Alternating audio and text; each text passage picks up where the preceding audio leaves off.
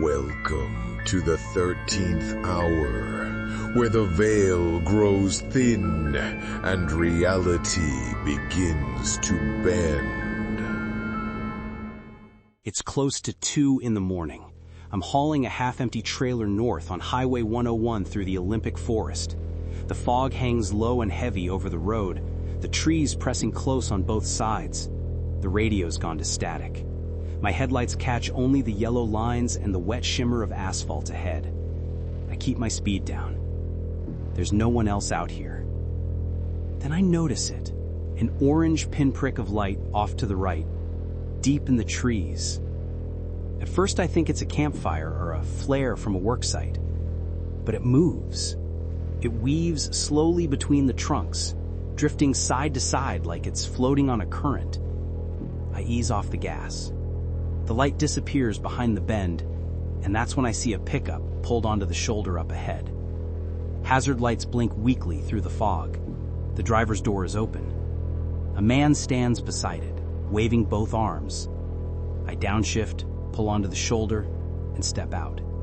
My boots crunch on wet gravel.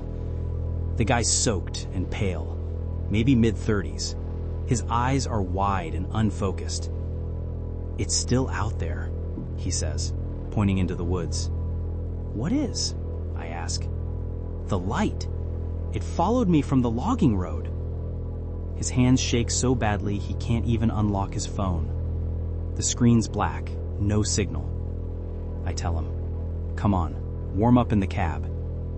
He hesitates, glances once more towards the trees, then climbs in. Inside the truck, the heater fums. The air fogs the glass. He keeps staring out the windshield, breathing fast. It was orange, not fire. It moved like it was alive. We both check our phones, no bars. I try the CB, nothing but hiss. Then he stiffens. His eyes fix on something beyond me. "It's here," he whispers. I lean forward. At first, there's nothing but mist and the outline of trees. Then a soft orange glow appears behind them, low, shifting, steady. It moves left, vanishes, then slides closer. Each time it reappears, the fog thickens around it. The man presses against the door. "Oh my God," he says. "It found us." The orb drifts out of the tree line, about 20 feet off the ground. No sound, no flicker, just a perfect pulsing sphere of orange light. The truck's headlights dim, the dash lights die. A low hum starts, vibrating through the seat and into my chest. I should drive, but I can't move. Neither of us can. The orb stops in front of the hood, hanging there. Then the glow expands, orange turning white until the night disappears. Through the brightness, I see 3 small figures stepping out of the glare onto the road. They're gray, smooth-skinned, their heads too large for their narrow shoulders, eyes black and gleaming like oil. They move in perfect rhythm, slow and deliberate, never breaking their stare on the truck. A cold wave rushes through me. My body locks tight. I try to move my hands, but they won't obey. Every breath comes shallow. My heart pounds, but I can't feel it in my chest. It's like gravity itself has thickened around me, heavy, invisible chains holding me still. The figures keep coming. Their feet make no sound on the pavement. One tilts its head, curious, as if studying us. Another raises an arm, thin, jointless, and the air in the cab hums harder. The man beside me whimpers, trying to reach for the door, but he's frozen too. The light swells, washing everything to white. It surges through the windshield, through the vents, through us. I can't scream. I can't even blink. The last thing I see are those 3 shapes standing in front of the truck, their black eyes glinting in the light, and then the world folds in on itself. Everything becomes color and heat and silence, then nothing. When I wake up, dawn bleeds through the fog. I'm slumped against the wheel, engine idling smooth. Time, 5:47 a.m. The passenger seat is empty. Door closed. No footprints outside, no pickup on the road. Just wet asphalt and birds starting to sing. A round scorch mark burns on the dashboard, faintly smoking, a perfect circle where the orb hovered. Both phones are dead. The GPS shows the truck parked 8 miles north of where I remember stopping. I drive until the sun's high enough to cut through the fog. A week later, I check my dash cam footage. Most of it's static, but there's one clear frame. A perfect orange sphere reflected in the windshield, and 2 figures inside the cab, staring straight at it. I still take this route sometimes, and every so often, when the fog moves through the trees, I see that color again. A faint, drifting orange, and I keep driving. It's a little past 11 on a Thursday night. The house is quiet except for the hum of the refrigerator and the tick of the kitchen clock. Mark works 3rd shift and I've got the place to myself. The creaks, the shadows, the kind of silence that feels thicker after midnight. I rinse the last dish, shut off the water, and dry my hands. That's when Daisy starts barking. Not her lazy, I heard something bark. This is sharp and frantic, a voice full of alarm.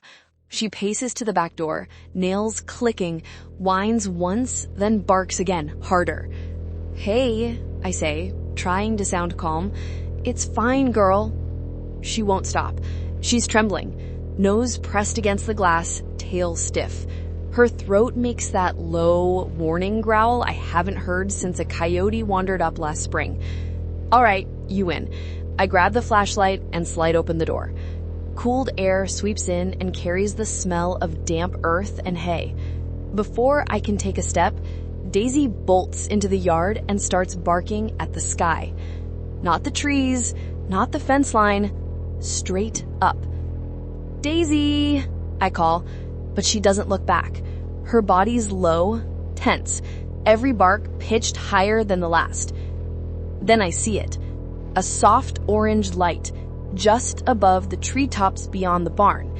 It glides in a perfectly straight line, stops, then drifts back the other way, slow, smooth, and deliberate. At first, I think it's a helicopter, maybe a med flight heading toward the highway, but there's no rotor noise, no engine, nothing at all.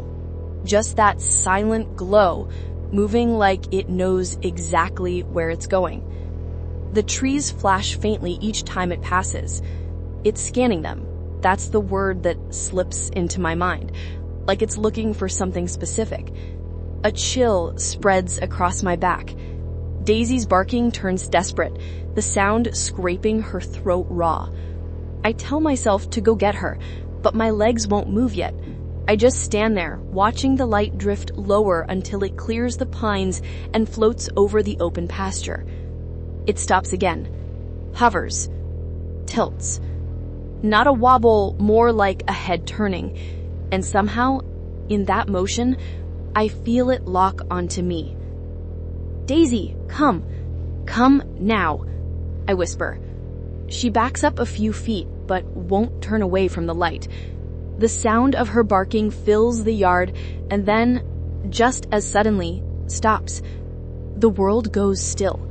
The insects, the rustle of branches, the faraway hum of the road, all gone. It's like the night holds its breath. The glow brightens, spilling over the fence line, brushing the tops of the grass. I can see the shape of the barn cast in faint gold. It's coming closer. My heartbeat drowns everything else out. I back toward the door, one hand still holding the flashlight. "Please," I whisper, though I'm not sure if I mean Daisy or the thing above us. The light slides forward, smooth and soundless, until it hovers directly over the yard. The air thickens around me, heavy and electric, pressing against my skin. Every hair on my arms lifts. I should move. I should run inside, but my legs won't listen. I just stand there, watching the light drift lower until it clears the pines and floats over the open pasture. It stops again, hovers, tilts. Not a wobble, more like a head turning. And somehow, in that motion, I feel it lock onto me. "Daisy, come now," I whisper. She backs up a few feet but won't turn away from the light. The sound of her barking fills the yard and then, just as suddenly, stops. The world goes still. The light swells, expanding until the yard and the trees and the stars all dissolve inside it. The glow seeps through my sweater, through my skin, through everything. My vision whites out. The last thing I feel is the strange weight of it pressing down like hands on my shoulders. Then, there is nothing at all. I wake to daylight.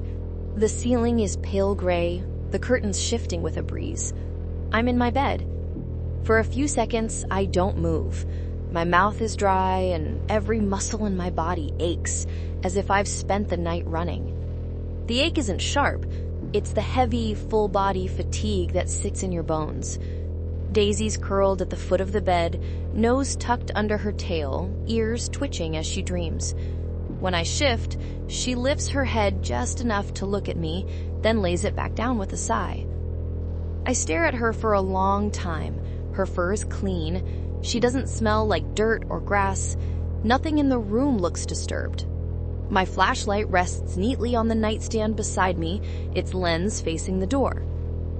I don't remember coming up the stairs. I don't remember undressing. I don't remember anything after the light flooding the yard. When I finally stand, the floorboards creak beneath my feet. I cross to the window and pull the curtain back. The pasture outside looks perfectly ordinary. The fence is intact. The garden's still half-tilled from last weekend. Morning fog drifts low along the road. There's no mark in the grass. No scorched patch. No proof. It could have been a dream. It should have been a dream. But I know it wasn't. I can still feel that moment, the exact second when the light stopped moving and turned. The way it seemed to decide. It wasn't wandering. It was aware. It was looking. I feed Daisy, make coffee, and sit at the kitchen table until the cup goes cold in my hands. There's nothing to tell Mark. Nothing anyone would believe. But sometimes, when the house is quiet and the wind settles over the field, Daisy lifts her head from the rug and gives one low bark toward the back door. She waits a moment, then lays back down like she's satisfied it's gone. I never turn the porch light on anymore. If it ever comes back, I don't want to help it see. I lock the front door at 6:58 p.m., flip the sign to after hours, and turn the waiting room lamp to low. My last client of the day is already here. He's on the edge of the sofa, hands clasped, shoulders up around his ears like he's bracing for weather that hasn't arrived. "Eric?" I say. He stands too quickly and sways. Late 30s, maybe 40, work boots, a plaid shirt with one snapped button. His eyes are the color of spent steel and ringed with weeks of poor sleep. "Yeah, sorry. I've never done this. We'll go slowly." I gesture toward my office. "You can stop at any point." He nods, follows me in and sits. I offer water. He shakes his head. I set the recorder on the corner of the desk and tap the red button. The old machine gives a soft click and a thin ribbon of light. Rain starts against the window, the kind that coats everything in a steady hush. We talk for 10 minutes off the record. Panic attacks that come without warning, a reoccurring nightmare where he wakes choking and can't move, and a fear he won't describe except to say it feels like somebody else's hands inside my head. He says the last part with a crooked laugh, then checks my face to see if I flinch. I don't. Simple relaxation first. No deep regression unless you're comfortable. He exhales and nods. If we can make the dream stop. I restart the recorder, mark the time, and have him place both feet flat on the floor. One hand on his chest, the other on his abdomen. I cue the metronome app to a slow tempo and bring the room down to a pooled glow from the corner lamp. His breath finds the count. Shoulders drop, jaw unclenches. Let your attention narrow. Breathe in, breathe out. Eyes heavy. You're safe here. He goes under more easily than most. The exhale lengthens, the muscles in his face smooth. I note it for the tape. 10 steps down, I say, and walk him to the blank, quiet place we use as antechamber. White walls, a chair, a closed door he controls. He reports the chair, the door, the welcome calm. If you'd like, open the door, only to the memory you're ready to view. His throat works. Okay. What do you notice first? Light, right above me. Too bright. Are you standing or sitting? Pause. Lying down. Can you move? Another pause, longer, and his left hand tightens on the armrest. No. I noted for the tape. Where are your eyes? Open or closed? Open, he says. I think. His eyelids flutter, REM beneath a shallow trance. There's a ceiling, white, no seams. Tell me about the air. Cold, clean. His breathing changes and a thin sheen of sweat appears on his forehead despite the cool room. There's a sound, like a motor far away? No, closer, right under me. Anyone else with you? He swallows hard. His voice goes thin. They're here. Who are they, Eric? I don't know. They're really tall. They're coming closer. Are they speaking? He nods slightly, brow furrowed tight. Yeah, but not with their mouths. It's just they're in my head. They keep saying, don't move, don't fight. His pulse jumps under the skin of his neck. Sweat collects along his hairline. Their eyes, he whispers suddenly. What about their eyes? They're huge, he says. Black. No white at all. They don't blink. When they look at me, it feels like they're looking through me, like they can see everything I've ever done. His voice cracks. It's like being open on the inside. They know I'm afraid. I can feel them knowing it. He grips the arms of the chair. One of them's leaning over me now. It's holding something long and silver. They're telling me to stay still. His face twists, muscles locking. I don't want it. Please, no. Eric, stay with me. You're here in my office. You're safe. He doesn't answer. His back arches, breath catching in a wet gasp. It's in my nose. Up, up, he shouts, voice cracking on the word. It's going into my head. He jerks against the chair restraints that don't exist. It's in my brain. His scream rattles the lampshade. I reach across the small space, snapping my fingers near his ear. 5, 4, 3, back to the room. 2, 1. He collapses forward, shaking. His breath tears in and out like he's been running. Sweat darkens his shirt collar. Eric, look at me. You're awake. You're safe. He blinks, disoriented, eyes glassy with tears. A thin smear of red runs from his left nostril. He wipes it with the back of his hand and stares at the streak like he's never seen blood before. It burned. Behind my eye. I felt it click. I hand him tissues. Try to keep my voice even. Take a breath. You're here. He nods but doesn't look up. I can still feel it. You're okay. He shakes his head. No, they're still talking. I can hear them. The hair rises on my arms. The metronome continues to tick, softly, steady, and indifferent. Eric, I say carefully, I think that's enough for tonight. He stands suddenly, knocks the chair back, then catches it before it hits the floor. I'm sorry, he says, voice trembling. I didn't mean to. You don't have to apologize. He touches the side of his nose, wincing. It's sore, deep inside.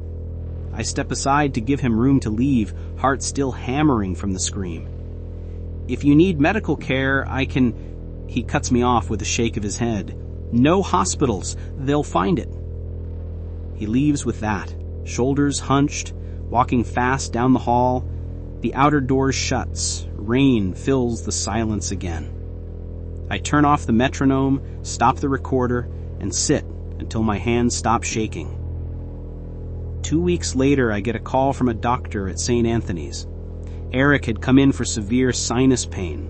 The X-ray showed a thin, metallic object lodged high behind his left sinus cavity, too deep to remove safely. He left against medical advice. That night I replay the tape. My voice is calm, measured. His starts steady, then unravels into panic. And when the scream comes, it's not just fear. It's the sound of someone convinced they're being opened from the inside out. I shut the recorder off halfway through. I haven't used hypnosis since.